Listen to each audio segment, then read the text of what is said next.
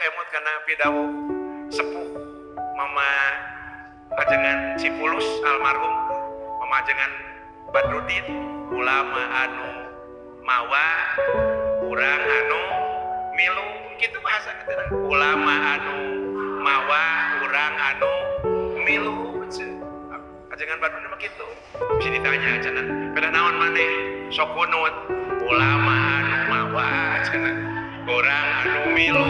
contoh eceng iri ka abdi ka sorean eceng kurang kuriling di kantor dewan di kantor DPR di sorean ditanya eceng ayo mana kan dia aku juga rasa tuh naon abdi mangiring ka Pak Ustad Bawar geus mah ditelepon selesai naon sababna kudu dinaon geunana nu dituturkeun namun ditanya di kantor geuning aya naon di dieu pulung ditewat ku satpamna pas urang ge dia nah kieu ibadah nah kieu miring ke pun guru selesai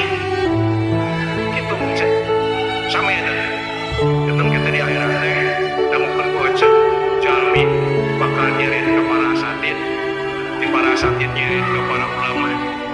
di para ulama nyirin ke para masyayikh di para masyayikh nyirin ke para mustahid di mustahid nyirin ke Kangjeng Rasul jantan kieu sadayana jantan numbuk sadayana disebut nasur bahasa Arab mah mutawatir